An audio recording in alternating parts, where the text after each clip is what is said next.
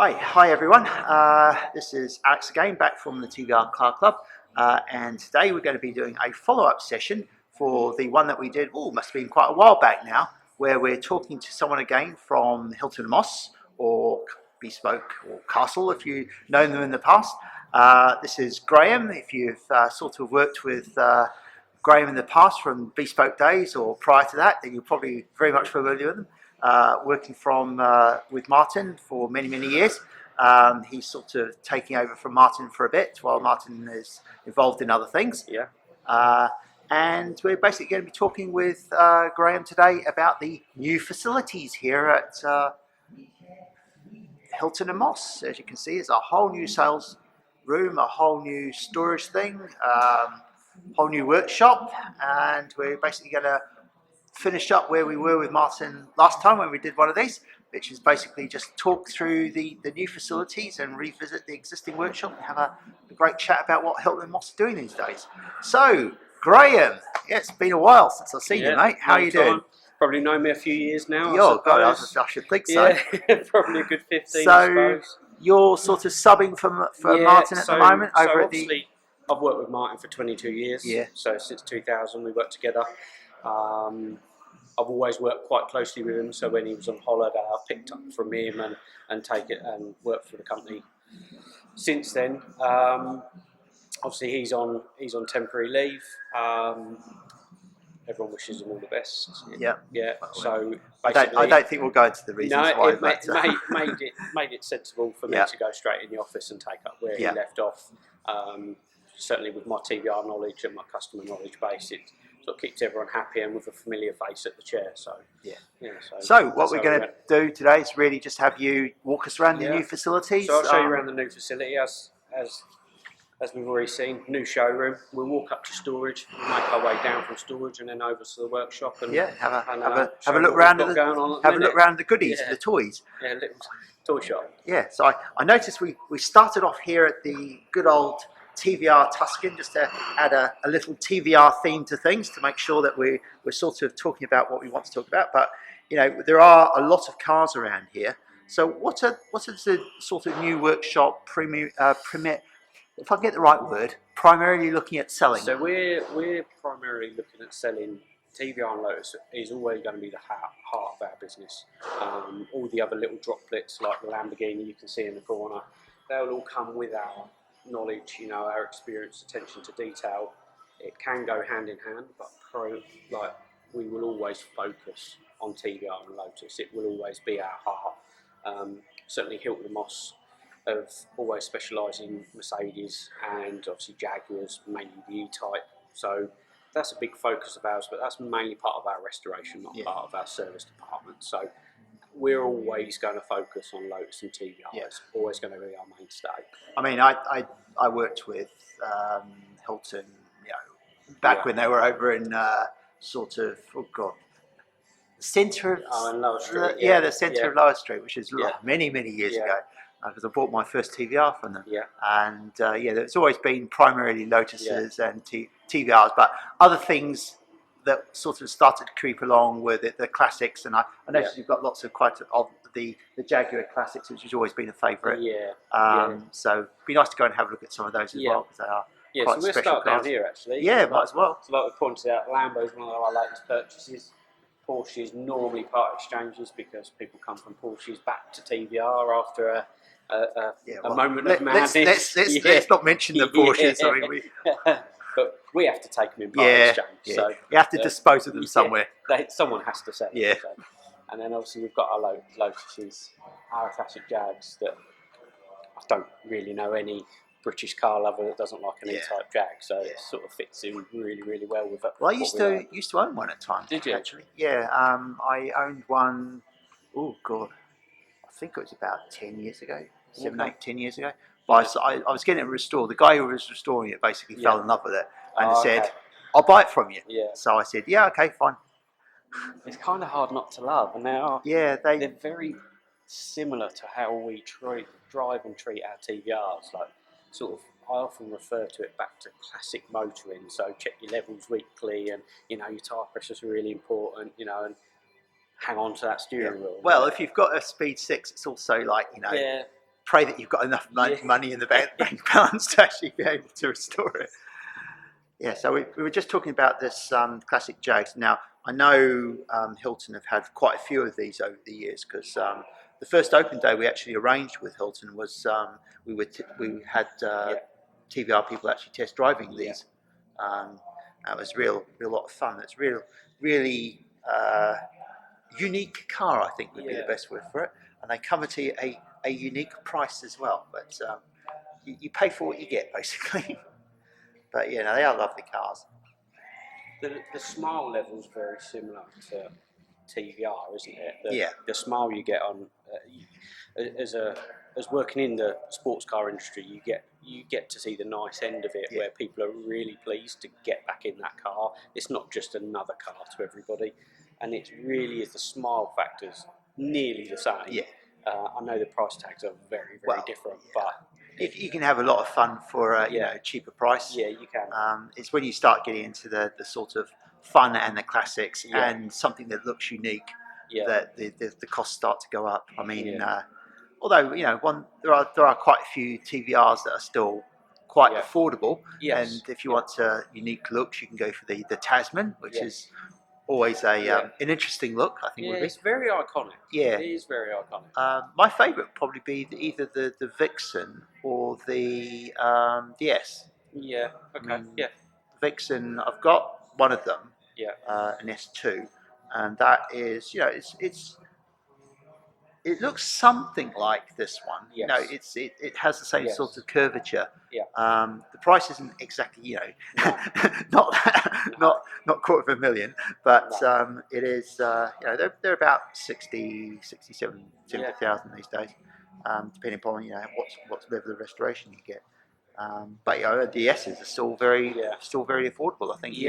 So part of the S Owners Club, having obviously owned them. So I sort of keep an eye on values going up and down. Mine's in various states, so but it is nice that sort of someone can jump in a TVR for still sort of 4-ish K, for a drivable one as well. You can buy a project one for as small as £1,500, which is really quite a nice place to be, I suppose. And they're not exactly, shall we say, you jump in one, you're going to get noticed. No, that's right. No, exactly. Yeah. So they're not exactly common cars, and No. the nice things about things like the S's is that the looks are sort of classic at the same time as being unique. Yes. So they're not. There's some cars that age very badly, and there's some cars that age very well. And I think the TVRs generally, maybe apart from the wedge, because it's quite a unique shape, have aged very well. You wouldn't. So if you saw a Cerber in the latest motor show with maybe some modern dials in it, all of a sudden you'd go, "Wow, look at that design!" It would fit in today's design, design view of all the latest cars. It wouldn't be a miss. No, it wouldn't be. It wouldn't be. And I always quite like that about our cars. There's a great picture somewhere of a Tuscan at night, and all you can see is the illumination of the dash. Now, we need to remember that's a 22-year-old car that is in that photograph, and it still to this day looks like a great picture. A piece of art. I mean, I've always admired that angle of them. That's what got me into them.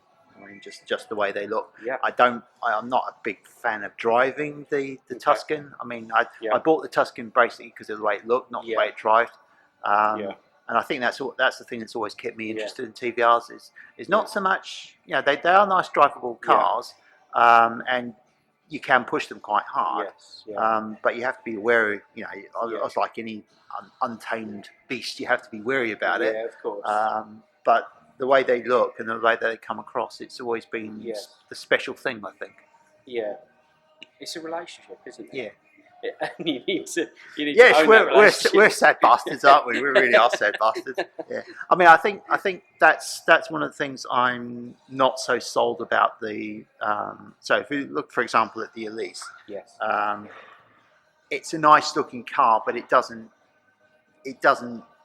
sort of ignite for me that same sort of it looks really special. It looks really different. I mean, I'm sure Lotus people who own Lotuses. I mean, I've owned two. Yeah. I've got the Esprit now, Yes. even though it's still broken. But they don't, they don't ignite in me the same sort of. No. No, I understand that, and obviously I've always been quite militant towards TVR, and I do favour TVRs, and I probably always will do. But I do. There is like you get in the Evora actually. Yeah. I quite like the Yeah. Evora. I No, quite like the way it drives, and I can see their appeal. Yeah. Um, I mean, I owned one for about I remember 6 actually. years, Yes. and they are very, very nice drivable Yeah. cars because it was my daily driver for Yeah, most of that there's time. no climb into it, is Yeah. there? You can get into it like you can the TVR. And they do look Yeah. nice. Yes. And even so, I mean, okay, this is the later design I think that came with the post 2015, 2016, Yes. something like that. Yeah. And it's a GT design, but the fronts are still pretty much the same, apart from the bottom, obviously.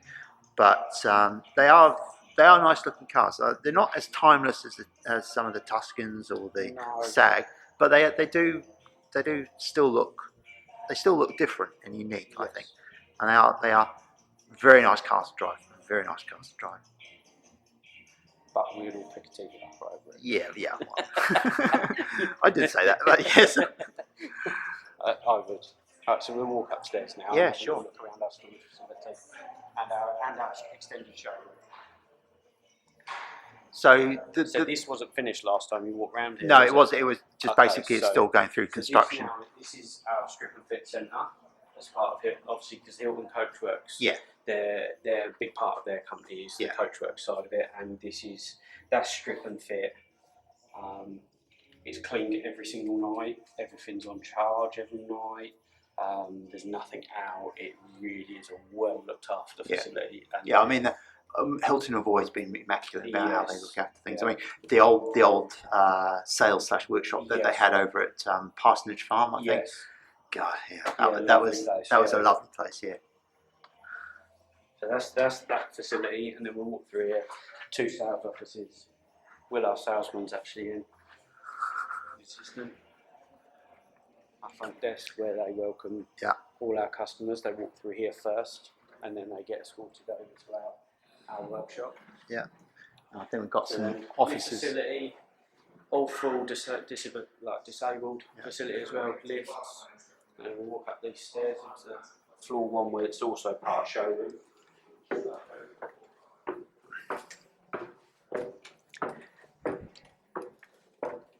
Yes, when I sort of did the last one with Martin, all of this was basically just bare shell. Yes, so effectively. this is they've all wanted this effect. So if you can see, it's got like a blotchy effect. Yeah. Everything's on purpose.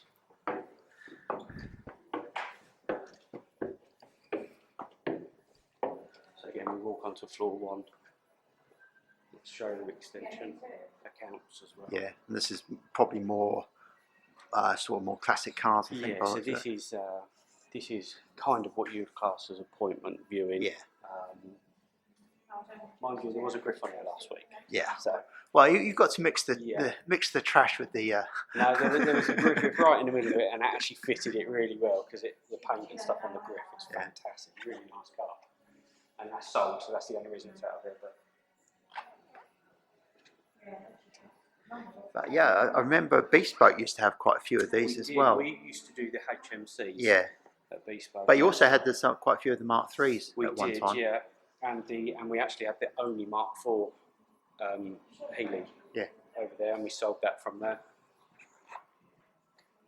But this is sort of Peter's Passion, which is the sort of classic Mercedes restorations in there. And Peter owns Classics. quite a few himself. Yeah. So. Yeah.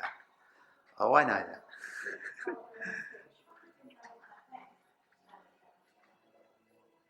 I also think you've sort of gone into some of the American stuff as well, because Yes. every time I come here, there's always a few American bits and pieces hanging Yeah. around. The little bits and pieces. Yeah. We have a couple of chaps that do Lotuses and TVR. We do their whole collection nowadays. Yeah. Because they realise how much we love working on cars. They know how much we put into looking after their cars, and they just decide that it's just best that they use one hub to fix their cars all in one. And we've got a varied talent now. Our latest technician that's come over has brought over Aston Martin, so he's got a great knowledge from Aston's from 2002 to current Aston, so that's really good bit background from him. So we've now got his experience, and we're actually talking to a Merc technician as well to try and get a bit more of the old Jetronic style stuff to be experts at it rather than just a good bit of knowledge. We want the best man in the country on the job, so that's what we're aiming for. And we will get there. But I mean, it's a mixture of in-house skills and also a sort of people external that you can trust and use.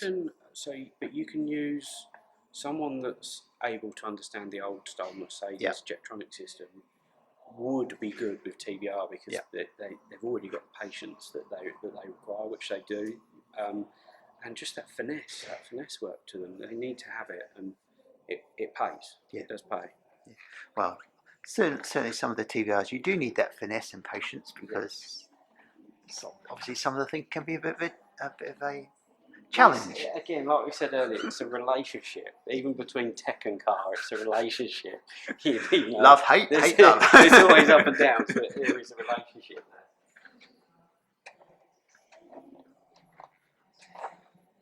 There's a soft spot for anything in green, so I kind of like it because it's green.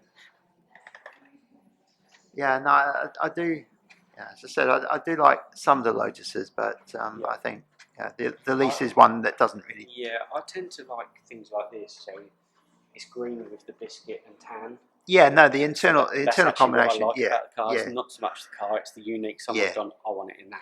And I like that. Yeah, no, I think the interior is something that always makes a car. Yes. I mean, I'm always willing to forgive some of the exterior if the interior suits it. Yeah, I'm absolutely with you on that. Yes. But sometimes, certainly with TVRs and some of the other custom cars, you get interiors that don't really. You ask, you look at it and you say, why? Yeah, like you said earlier, we do take on a bit of American stuff. Yeah, no, there's always been a bit of American stuff in the.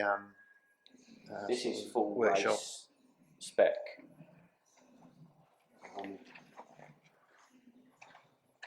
As you can see from details, it's not just your average Mustang. Yeah.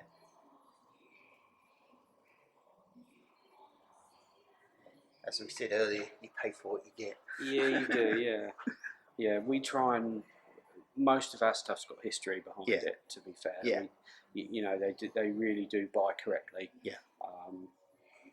And for that, there is obviously a premium. Yeah. Like anything, If you want something quality and something that's unique, you have to pay for it. Yeah.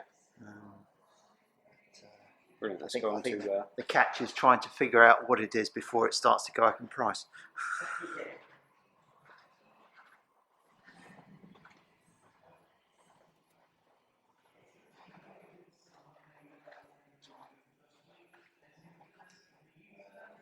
Just have a quick look over the.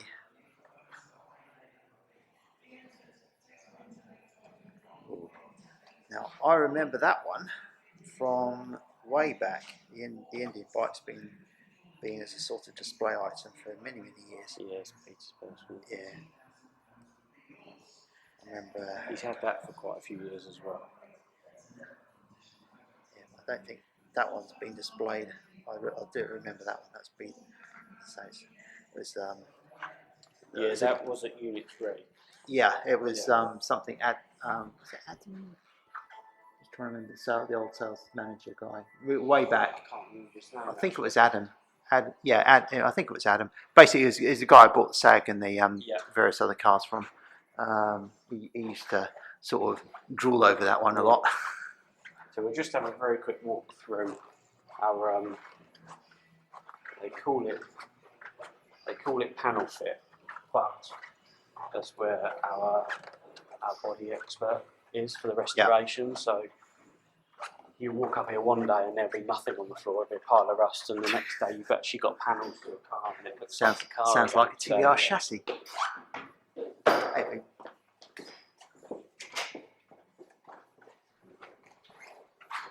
So obviously large facilities for the start.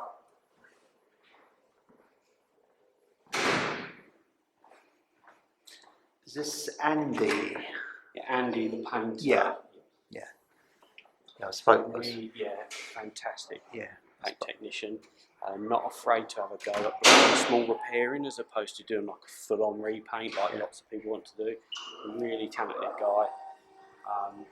Pleasure to work with actually, because he would just pick a spanner up and help when he needs to. Yeah, most of us are like that, and he was a good add to the team, to be quite honest with you. Well, I think it's been here many years from what I remember. So this, a month ago, was a pile of parts on a pallet. You probably saw it 6 months ago in its complete state, actually, from America. Might have done, yeah. Russ, our panel man, he's done a fantastic job getting it to this point. Because it's quite. I think most of the restoration projects here are sort of long term. If anything like my what's it, the Tasman? Yeah. Oh, how many years has that been now with you guys? 4, 5, 6. It's been a few. Yeah. It is on Skippy's list to be. Yeah. I heard that one before. It is in motion. Skip's finally catching up with all our project work that we brought over, because when the two companies merged, obviously someone like Skip's knowledge base and ability to learn new knowledge is really good. So we do use him when there's a problem. Yeah. And unfortunately, lots of the project work that he gets involved with does take a step back so we can keep other things going. But he does. We have a new rule that he has to do. He has to complete one project a month at minimum. So your car will be done. Good. Yeah, so this is all. Obviously, they do specialise in Mercedes restoration. Yeah. I remember seeing these. Well, not these ones specifically, but a lot of the Mercedes that they were working on. Yeah. They used to be housed in, I think it was a facility, either here. Here and over the back. Yes. The industrial estate. Yes. Yeah, there was another one. Yes, I remember those. But we buy them in various states as well. So they will buy various staged projects as well that people they've decided not to complete, or realise quite how spiralling the costs are of them. Yeah. We buy them and redo them. We've got 2 E-types upstairs that were bought exactly in that way. Well, obviously you can finish them off, and you can also, I'm sure you've got a waiting list for some of them. Yeah, we tend to have buyers waiting for cars like that, to be quite honest. That one up there actually started as a small bit of damage on the front corner of the wing that ended up with full extension. I think I've seen that one before. Yes, you would have seen it complete with one wing damage.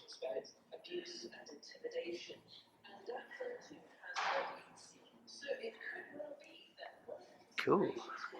A Cerbera. Yes, Cerbera. One of.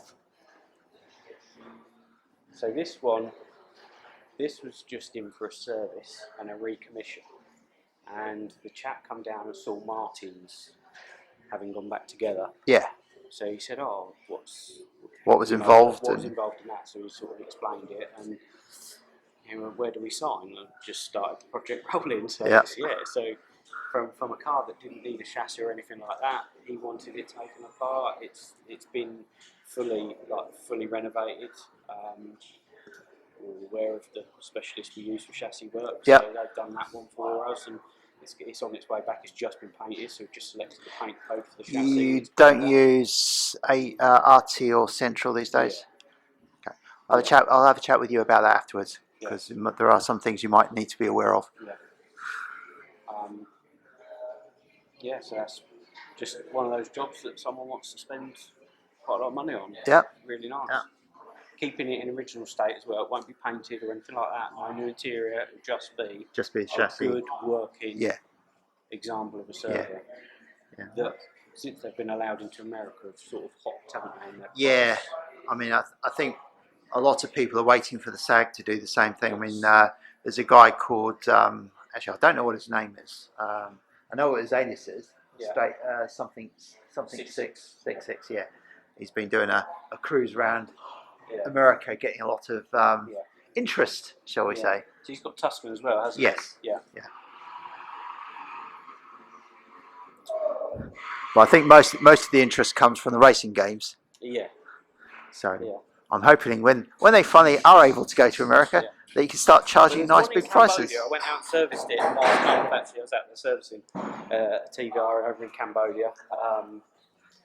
That was really interesting. Yeah, Really good. yeah. It was nice to get a car to service a car. It was good. And the beauty of that car is we'd sold it through bespoke, so that's what came back to us to do that service. Nice. So, Thanks. it was really good.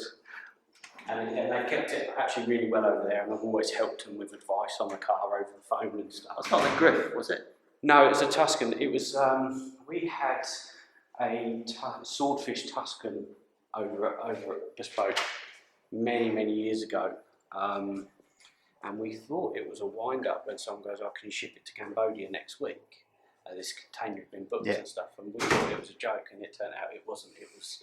It was a genuine customer, and he transferred the money that day. I mean it was really good. There are quite a few cars over in Malaysia, Yes. and Japan, obviously, but I haven't seen that many people because I mod a couple of the TVR channels on Facebook. Yeah. You get some people occasionally come in, but most of them seem to be either European or funny. It's a lot of interest from Americans actually as well. So this is a garage actually that owns the Tuscan over there, and they've got some quite interesting little pieces of cars over there. Some Morgans.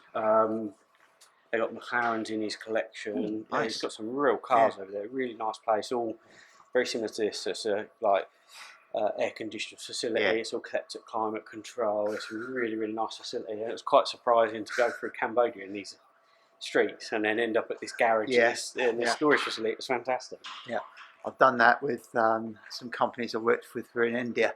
Yeah. Very, shall we say, different. You go through the streets, then you get to the companies, and it's like chalk and cheese. Yeah, exactly that. It was exactly that. I was picked up from the airport by them. They dropped me at my hotel. It was a really good experience. So this is some of our other stock. This is overflow stock from the showroom. We do switch them all around, so they're all.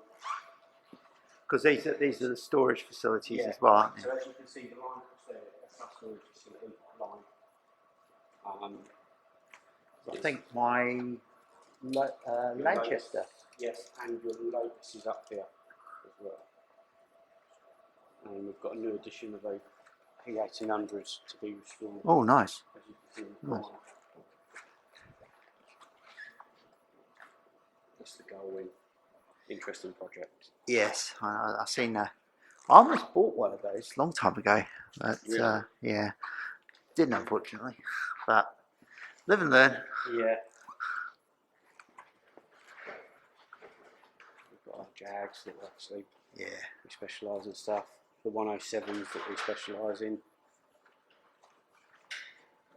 A couple of Tuscans. Yeah, it is. Got quite a few of the Mark II Tuscans, which is unusual because they're quite rare, those ones. Yeah, they are, So the one downstairs is actually what lots of people call the Tuscan 3 with the whale tail. So that's that. But obviously we've got two Mark IIs, both whale tails as you can see. But without the wavy dashboard. Yes. Yeah, people have lots of different nicknames for those dashes, don't they? We call them pod dashes. Yeah. Actually, one of the reasons why I bought my Tuscan, the Mark One, was because of the dashboard. Yeah. I'm not overly sold on the Mark II one, but I do like the Mark One Tuscan. I think my favourite is actually the silver. There wasn't many in the brushed silver. Yeah. Instead of the brass colour. I really loved that look. It was really nice. No, it was. Back in the day, it was the first Spectraflare car I saw. And that had all the silver dials and everything. So it was Portland and dark grey on the interior. Well, most of them were Portland. Stunning spec car. It was a really nice spec car. I really sort of fell in love with it. They are a very unique introduction to TVR. But seeing the colour for the first time, and like the sunlight or like petrol station lights hit it, and you see more every time you look at that colour. Yeah, well, mine was I think it's Helicon blue. Yeah. Which was more of a subtle Yeah. sort of. It Yeah. did have greeny flecks in it, Yes. Yeah. but it was more of a subtle colour. But Yeah. Is yeah, it Atlantis? yes, Yeah. Helican Blue Atlantis. Yeah. Yeah, it's been ages since I had that car, so. But I do remember the sort of paint on the interior, actually getting in and out of it and other things. But yeah. So these are again various stages of barn finds. Yeah. Again, barn find. This is hasn't even been wiped down from the barn. That's how it's been just left. sold as is. It's just sold actually, and the chap's actually going to do it silver.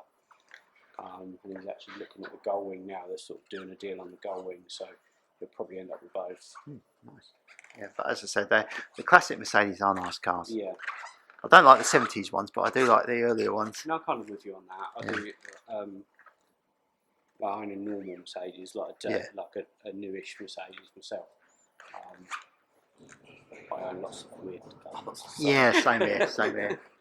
I mean, I've got a. You've seen the GTS I've got. Yeah, those are really nice cars to drive. I mean, the modern Mercedes. Yeah. Let's say, barring the weird period that they went up to about 2011. Yeah. But after that, they are really nice cars. They are really nice cars. So you've got Tamora in stock. Yeah. An actual personal favourite of mine. A Tamora owner earlier. Yeah. I would dearly love a Tamora. I wish I'd have brought a demonstrator back in the day at Barnet. Yeah. When I was much younger, but I didn't. Little regret of mine. I had a sister car that Matthew Torb ended up owning, and then Nigel bought, I believe. Yeah. I'm not sure if it's whereabouts now, but that was an actual favourite, that car of mine. Proper red rose, lightweight body. Yeah, the Tuscan I had was the red rose spec, so yeah, I know what that engine was capable of. Yeah. And the problem was it almost felt a little bit more of a car as well, didn't it? Yeah. The red rose, the earlier red rose ones. Although they're written on the fuel rail as red rose, that's the only way to really tell. And we all know what TVR were like. They might write things even if they weren't true. Yeah, maybe.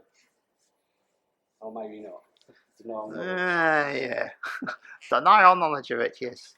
We don't pull apart customer cars for their parts. No.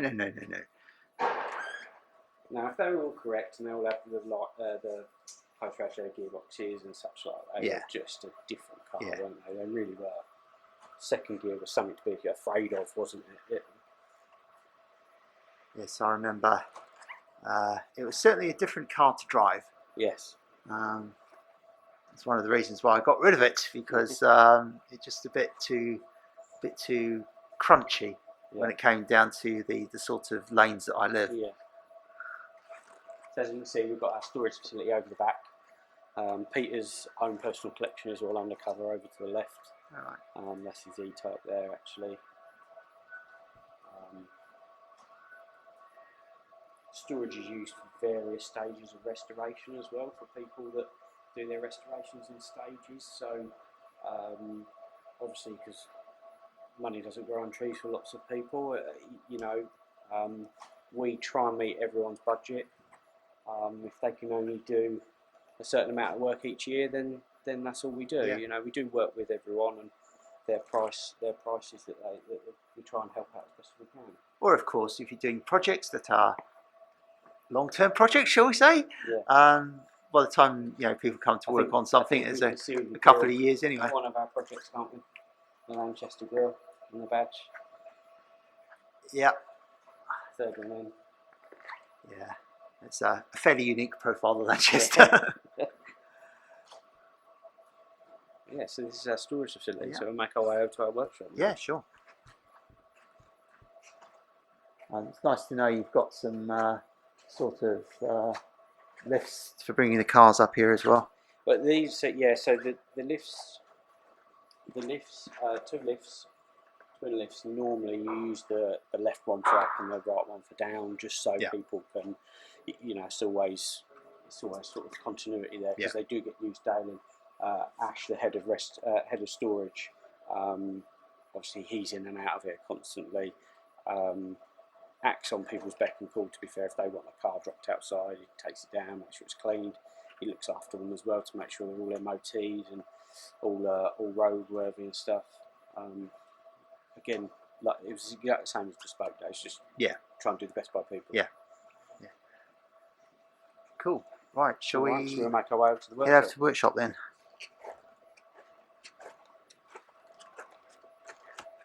Oops.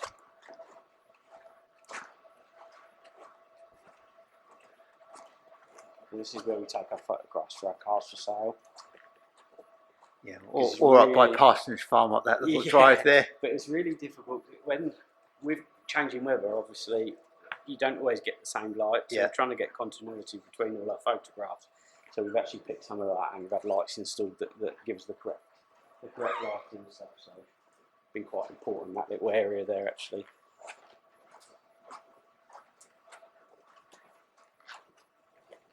Cool. Right, this is where we do a run over to workshop. Go and have a look at all the toys there. So on a Friday afternoon, it'll probably be most people cleaning up. Well, actually, people put up right now, but they'll be tidying up. Actually, we can walk down the slope. Actually.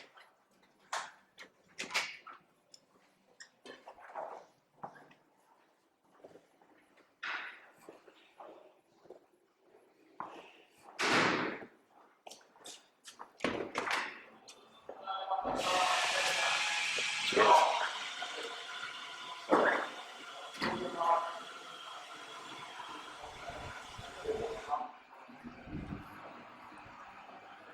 So as you see, this is panel fit.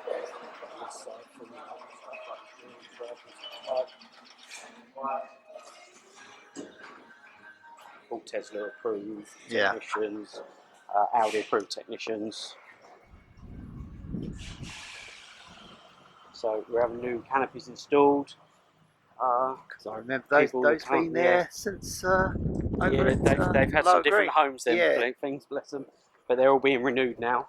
As you can see, they're off, so they're all being renewed.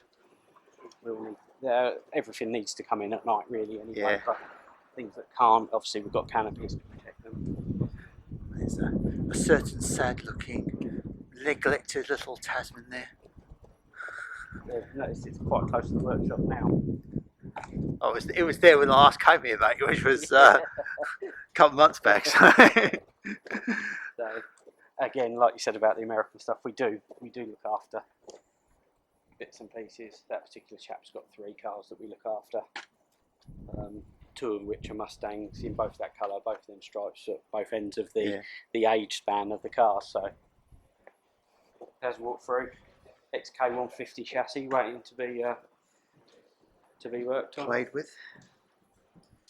So that's just a replacement. That isn't a restoration. That job. That is vehicle in, chassis change, go. It's not. Doesn't require too much work. No.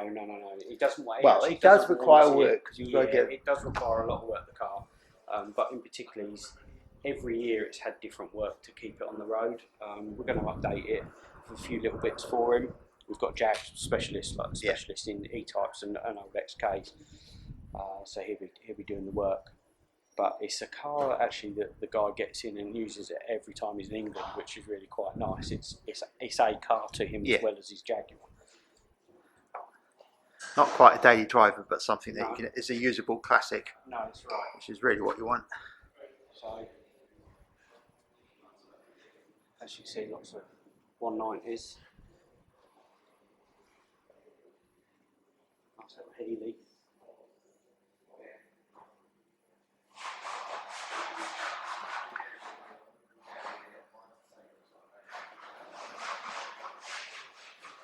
So how was the sort of switch over from working at Bespoke to here? Was it? So for me personally, I'd moved in between the 2 companies. Like my house had moved in between the 2 companies, so actually travel time was identical. So that's really quite nice straight away. But coming over to somewhere where there's AC and it's quite dust free and stuff like that, it's all the nice privileges were there, which is really quite nice. And I prefer starting earlier, which we do. So it suited me really quite well actually.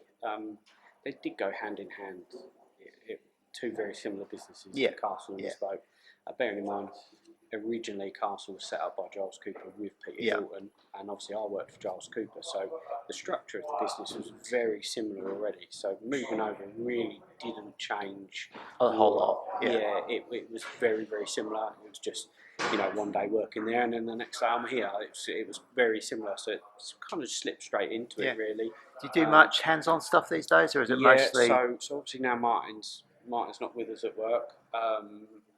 I'm mainly in the office probably 99% of the time, but again, when people need help, they come out. I had a customer pick up earlier and there's an issue with the reverse light on his car, so I just did it, saves disturbing someone from their job, and it gets it done instantly. No one's waiting for anything, so it's quite. It helps having the knowledge in the office, like the physical knowledge as well as the mental knowledge. Like Martin's knowledge was fantastic of the product, but obviously he didn't ever serve as a TPR technician anywhere, so it's it was always a verbal help as opposed to physical help, and I can offer both now, which is a nice asset to have in the office actually. So we can see Martin's over about those last stages. As you could probably hear, there's a Tuscan coming. As with most Tuscans, they are rather noisy. Then we just wander upstairs. See the rest of the facility. I don't think there's a huge change from what there was previously. No, not over here. There shouldn't have been. No. Last time we were over, there's probably a gold E-type that I think was down to a shell that had been painted this time last year. So that is actually taking delivery on Monday. So from your last visit, you'll probably notice a big difference if you compare the two. That it's now a car and it's been driven. And, there's a few little bit of fettles to do. It's had, whenever they sell a car, whenever they do a restoration, they do 300 miles before it goes to its new client. Really important for shakedown, any oil leaks. All the bolts are crack marked, so you can see if anything's moved. There's lots to it. So they over the years they've realised that the 300 miles are the most vital part of that job. So the Jag's completed 300 miles now, so it's going for delivery on Monday. Well, actually, it's not being delivered; it's being collected. So, and it'll be seen at Hampton Court Palace as well on the show, upcoming show in September. Yeah, I think last time I was here, had a couple of minis in there as well. Yeah, so a Heritage Mini actually had a full body restoration, that car. Quite a nice, cute little car actually to drive. Yeah, it was. And they left it quite stock as well, so it suited actually. It was the client of it was really nice chap. Yeah, it's nice little pretty car. I think everything else probably not changed. The Jensen's still here. Yeah, that's Peter's personal car. So the Jensen Mark III's Interceptors are quite nice. Yeah. I think they were selling there was a Mark IV, like almost like they tried to relaunch Jensen, and they made a car to do that, and they had that one here for sale many years ago. Yeah. Because I remember seeing that. But yeah, no, it's nice to know there's different cars here of different types. Yeah. So again, various stages of projects. We don't see many of those. No, so that's at the body off restoration. Yeah. It was at a show. They took it to the show part finished, so they could show what they did with their paintwork and stuff. So it's like full paint, and now it's finally going back together. Again, this is a good example of someone doing their car on stage. For 3 years, that's had nothing done to it because people, like the chap, didn't have money to, or it wasn't a priority to. And now it is, so we're back to it now. A bit like my Tasman, really. Yeah. No, I'm not pushing my Tasman at all up your. No, but I always like the E-types. Yeah. So this was probably a painted carcass last time you were here, actually. Yeah, maybe. I think it was on a trolley here, actually. It might have been right there. So this is it at sort of finished state now. Literally, A couple of little door handles, little polishing bits to do behind the door handles, which they've taken the door handles back off to do. So is that going to a client? Sorry, is that car owned by a client or is it self? So he owns it. He brought it. He commissioned the restoration through us. It's gone for different upgrades as well. It's got like a T5 gearbox in it. Oh, so nice. You know, some people do change alter little bits. Oh, It's yeah, got, yeah, like, high speed and stuff, make them miles more drivable. It's got all E5 fuel lines on it, so E10 fuel lines on it, so it can only run on modern fuel. So it's all updated. Yeah. It's modified to do so as tune is as well. So it's been on a rolling road to be tuned. You need a lot of these cars to be. Well, you either take the attitude that you never change them, you keep them as is forever, or you update them so they become usable, drivable, and you don't need to keep worrying about them so much. Jaguar technicians also race, like classic race, and so he's got his own sort of little setup to E-types and stuff. So it's kind of nice to work with him. So I always did that with the TVRs that of our customers that were spoke and stuff. That was my part of the business. So working with Josh on that build on the E-type actually was quite nice because he's sort of taken on some of my little inputs that I've learned over TVR years into that, and it was quite nice when he come back and he said, "Oh, the steering wheel straightens, and it's really nice. Why did you do that?" So I explained what we did, and it was good. It was nice little TVR input. Well, I think most of that probably cut your teeth on the griff restoration that you did. Yeah, so griff restoration was a huge part of my life. And really the Tamora as well, because I PDI'd the first Tamora at Barnet, so I sort of always felt like Tamora was mine. So I did really cut my teeth on Tamora, and it was as I was coming off working with Skip as his apprentice, and that was then I was off by myself at that point, so it was kind of like the start of my career and my journey. I take it quite personally. But yeah, the griff build at Bespoke was really, really nice, and actually the bodywork was done here, and I worked with Andy to put the bodywork together and stuff like that. So it come to me in a box of bits from Andy, and I put it all back together, and got all the panel fit as best as they are, and it's a great project. It's a really great project. And it's actually being used now by its current owner, which is really nice to see it popping up at motor shows and stuff now. Whereas before it was a garage queen. It's not disappointing, but it's nice for other people to appreciate the work. We put a lot of effort into that, making it nice to drive in the sense of like the line in the interior and stuff before the carpet and stuff went in. So it had Dynamat and Dynaliner in it, so you can have at 80 miles an hour in that car, you can have a full blown conversation, and you're not shouting at each other. It's a pleasant place to be. It really unlike is. Most griffs. Yeah. Some griff. I spent 750 miles round trip in Ollie's, so we were shouting at each other for a long time. When we got back, there was no hangover; it was just sore throats. It was very good.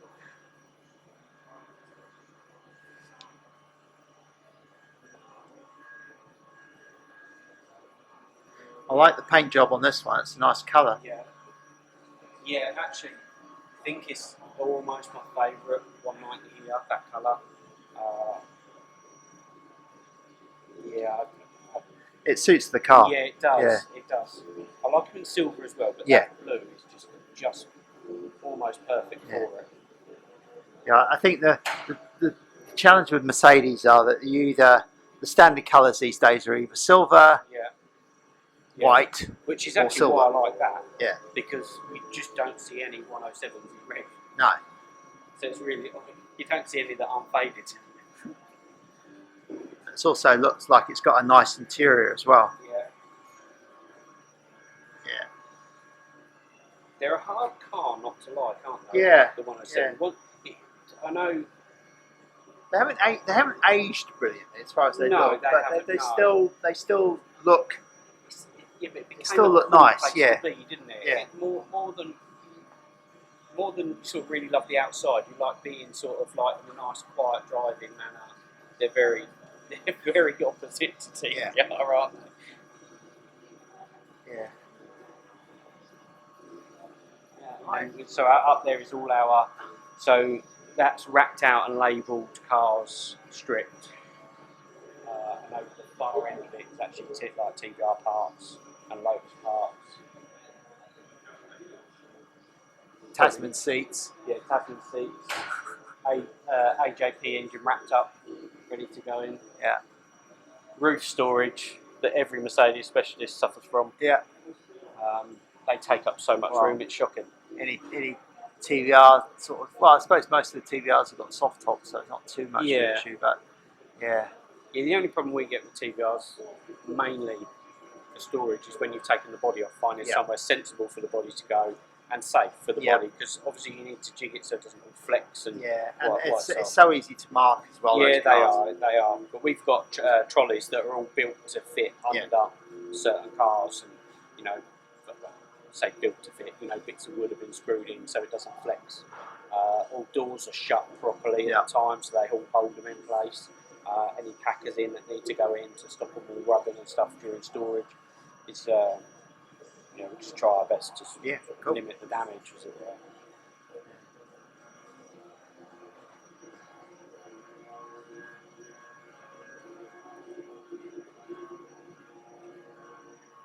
Yeah, do you remember my Marcos? I do remember your Marcos. Yeah, well, that's almost at the point where it's actually finishing.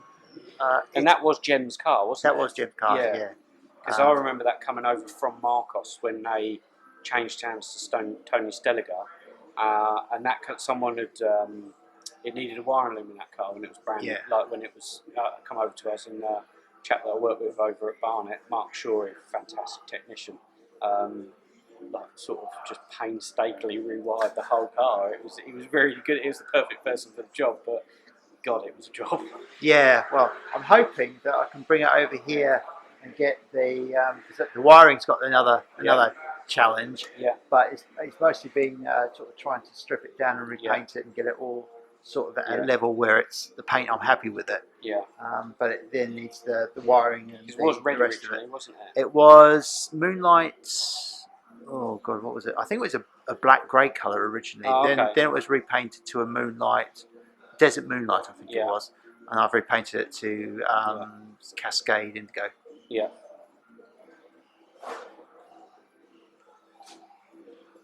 But yeah, it's difficult to find places that actually do Marcos, so it's nice to have one locally. Yeah, to be fair, they're very similar product to our TVR, really. Well, a lot of the designers came from... Yeah. I mean, it was almost... They almost could have gone together, couldn't they, really? Yeah, they could have done. Certainly the last design, Marcos, was very similar to one of the latest TVRs. Let's say they used the same people? Maybe. Well, yes, they did. I don't think that's a secret anymore. Phil James brought the latest one down to us, actually, over at Barnet when we were looking around it. Yeah. Because Tony Stelliger was a customer of ours at Yeah, Barnet. nice. No, because Giles had one. He had two actually. He had one that there was one that came in here, which was being looked for sale because I was thinking of getting it, but then I had a look at it and thought, maybe not. Yeah. And then there was also Giles had one where it was over at Barclay. Yeah. One of the old chassis and the old engines, so it's more of a bit put back it together again. But I didn't. I must admit, as a car, it didn't really appeal to me quite the same as much as the '90s cars. No. They're bigger as well, weren't they? Yeah. Well, a lot more difficult to get into. Yeah. I mean, the sort of Mantis and the LM400s. Yeah. They were a lot more open as far as it's still tricky to sort of sit yourself in, but they're a lot more easier to get in and use. So probably very similar since you last came in here, actually. Yeah. I mean, obviously the cars are different, but I don't think the setup's changed a lot. But it's just nice to see what's in the workshop and see what people are working on these days.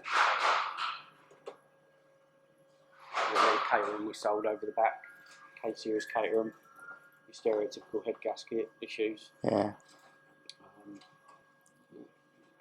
Well, I think both Castle and Castle and Bespoke have always sort of had those sort of cars in. Yeah, we were involved in Westfield back in the day over at Barnet when we were Trimar Sports Cars. Yeah.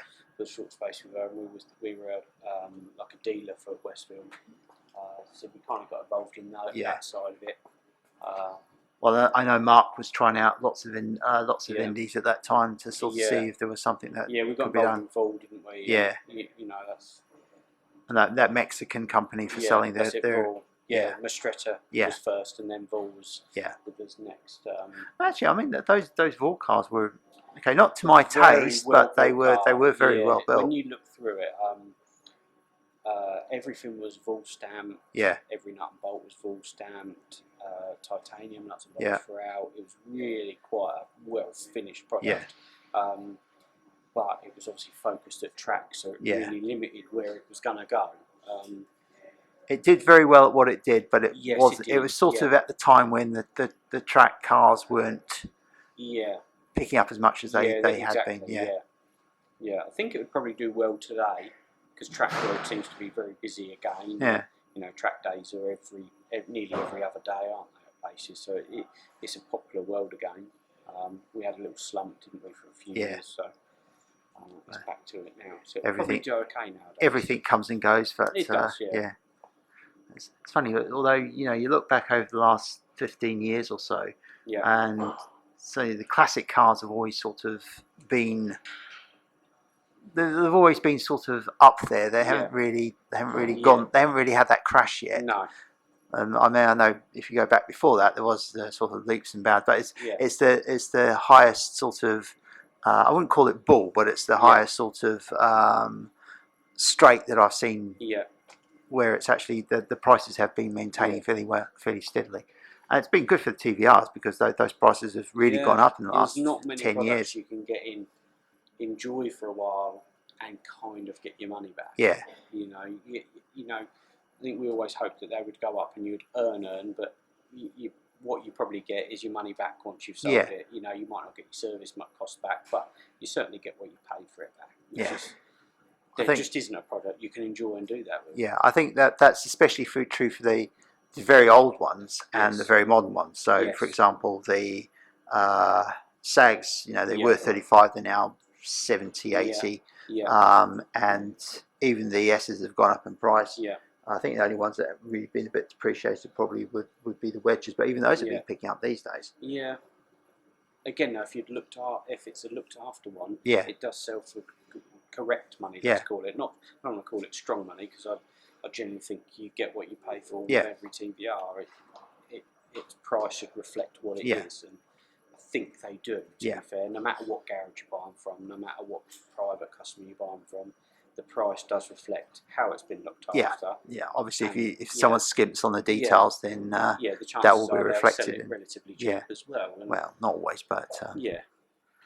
At least it will be well. That's one of the things about the TVR community. It is fairly well known as far as cars. We all know cars, don't we? And we can all phone each other and offer each other's help when you get offered certain cars that aren't very nice and then other cars that you wouldn't really touch. With barge pole, like a certain Cerbero that's out in America, getting its. I think that's finally been destroyed now. Or at least it's in the final stages of being destroyed.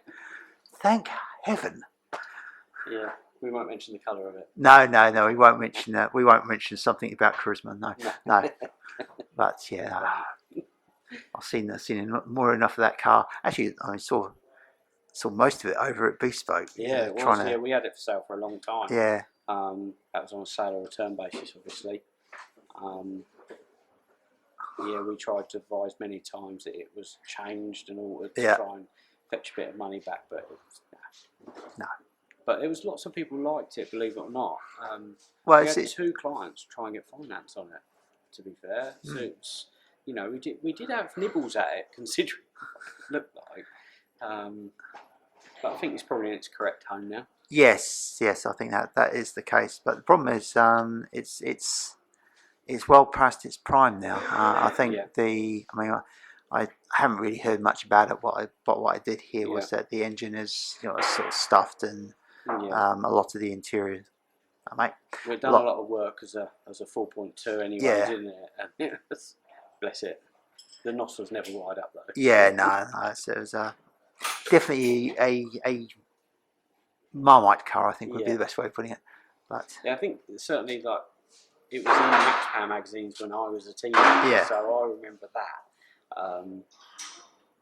But it was all just a bit too crazy. Yeah.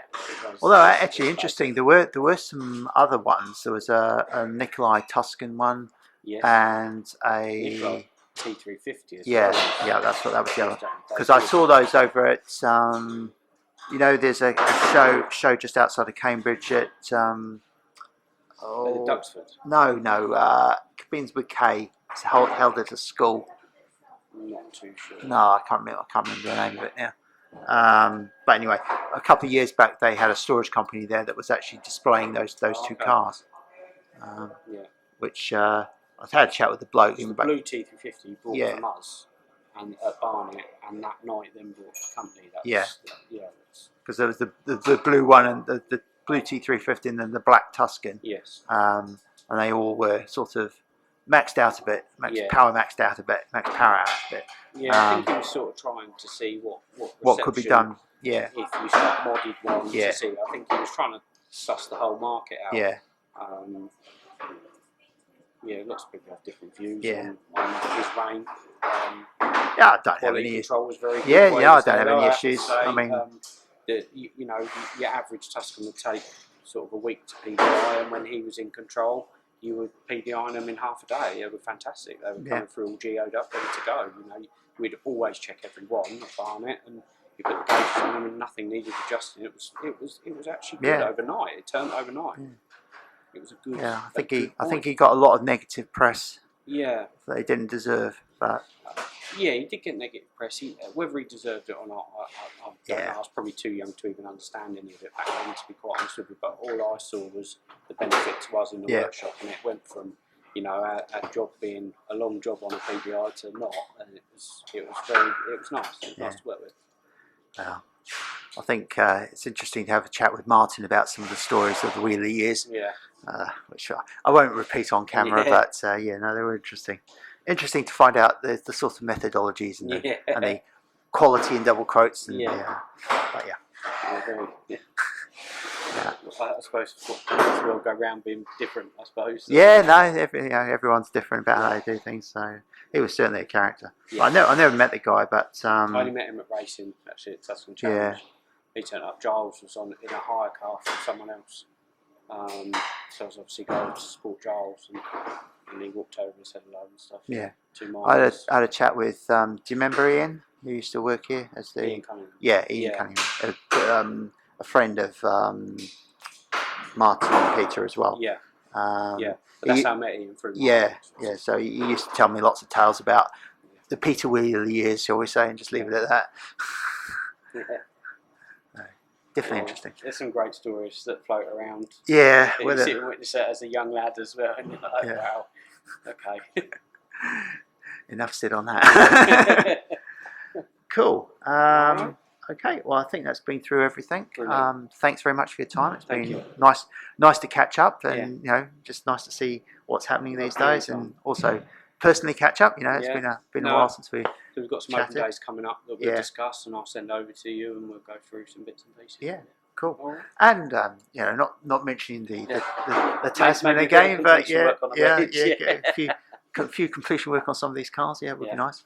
But although actually you're getting my I'm bringing my MG over next week as well. Skip, yeah. So that, yeah, he's back Tuesday. So that should be nice. One of the jobs he gets on to. Hopefully another job that goes in front of you, no. At least it's one of yours. Well, I mean, it shouldn't need too much work because it's actually been restored and working. It's not a well. I wouldn't say the Tasman was barn fine, but it's not exactly. No, it's one of the ones that will be very, very soon. That is on his list. You're on. Shall I show you his list? Yes. His list. just so you can see, the yellow list at the bottom of our T-card system is actually Skip's to-do list, and every one of those is a big project.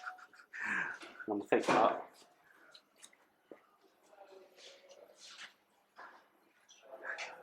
It's all right. You can lie. Your Lotus is in 4th. What's the reg of your? Actually, I can't remember it. Yeah. That's quite this. It's that one. Yeah. Oh, it's top. It's top. Well, there you go. So here's one of the top ones. It'll be done. It'll be done. Famous last words. No. We like I said earlier, we're getting into complete a project a month. Yeah. It's got a very unique skill set Skippy has. Yeah, So, no, I think it's very hard to come by a second technician like with his skill set. So unfortunately, he's used by lots of people, Yeah. like over the phone as well as in our own shop. So obviously he's in quite demand. yeah, that's fine. That's fine. But you're on top of lists. At least it saves me paying storage fees for it, so Yes, I'm not true. not complaining too Yeah. much. Yeah. Well, I am, but no, Yeah. so. Cool. No, Okay. all right. Right. Brilliant. Thanks very much for All your right, time. thank you.